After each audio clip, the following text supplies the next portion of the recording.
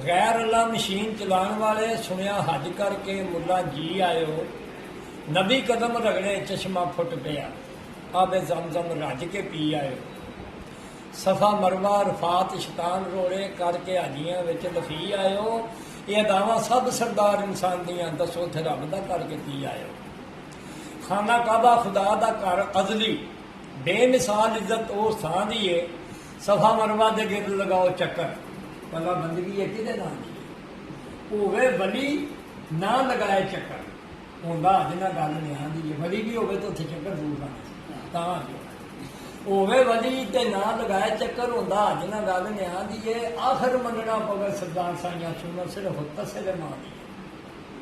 बिना रब दे गैर नूं कुफर मनन। आमा गल सुन ले मुला नीम कोलों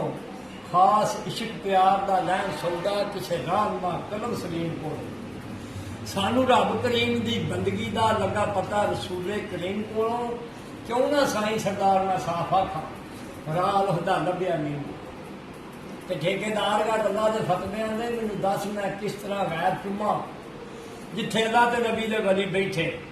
उन्होंने थावां दे चमकदे ऐर चुमा मैनू शर पसंद पसंद नहीं खैर वारियां नूं समझ खैर चुमा होवे अज कबूल सरदार मेरा जदों अपने पीर के पैर होवे अज कबूल सरदार मेरा जदों अपने पीर दे पैर चुमा। दसा गल दा की मुकाम तेनू गल पकड़ तकदीर बदला जाती होवे गल ते करे जहान गल्लां गल किसे दी किसे नू खा जाती किसे गल दे नहीं मुताज रहिंदे जात गल दी जिन्हां नू आ जाती गल वाल जे साईं सरदार होवे बड़ी दूर दा सैर करा सरकार दा जिहड़ा मराशी होंदा फिट कीता गल वाले जे साईं सरदार होवे बड़ी दूर का सैर करा जाती शहर सज्जना का भावें दूर होवे मिलन वाले पर सफर मुका देंगे कितने शहर मदीना ते यमन कितने ख्वाजा बात नहीं तार मिला लेंदे मैं कुर्बान कर यमन वाल रुखे अनवल जामा सीनियो नबी हटा लेंदे रहन जिथे सरदार अवैस करनी उस देश की पै ला तो फिर मैं लिखते हैं चिड़ी चौंधी में पानी की बूंद लैके जो चिखा खलील के वल टुर पई किसे आखिया चिखा ते नहीं बुझनी तू कानू कतरा लै जल टुर पई चिड़ी आखिया चिखा भावें ना बुझे मैं तो शौक नुकता करन हल टुर पई करसा शुक्र आधार सरदार साइयां नबी नाल जे प्यार की गल साइयां ने फिरदे टुरदे पढ़ते रहा करसा शुक्र आधार सरदार साइयां नबी नाल जे प्यार की गल टुर पई। फिर साइयां ने लिखते हैं छड़ माल मस्ती लभ हाल मस्ती कर गौर जो साहब हाल कर गए लाजपाल दी दीद कमाल खातर बल्दी चिखा तो नहीं बलाल कर गए अपने सिदक यकीन का तेल पा के कामल राह ते बत्तियां बाल धर गए और मन सदा बका सरदार साइयां जड़े इशक की नाल मारे। फिर लिखते हैं केड़ी ने थी कत्या माई सूतर वाजटी दे जग ते ढोल गए केड़ी मेहनत थी कत्या माई सूतर वाजटी ते जग ते ढोल गए वो पत्थर अनोखड़ी शान वाले जड़े काफर के हथां में मोड़ गए जाड़ा मकड़ी का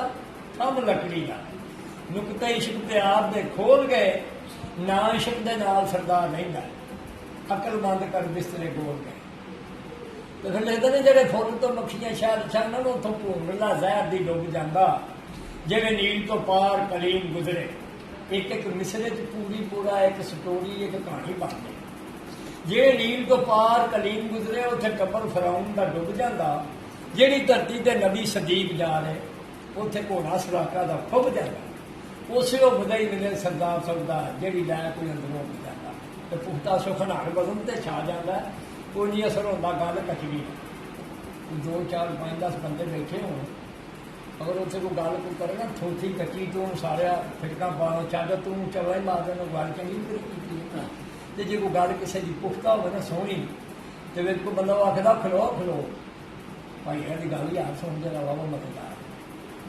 साइया पुख्ता सुखन हर बदन से छा जाता कोई नहीं असर होता गल कचरी का जो नहीं परख नहीं दे आप दिन अस्ताई सावा रख के टोल रखड़ी का अदब इश्क के नाल जे काम होवे दर्जे पा जाता जाड़ा मकड़ी का सच्ची हो जे साईं सरदार होवे टाइम मार हो गया थम लकड़ी जरा मस्जिद में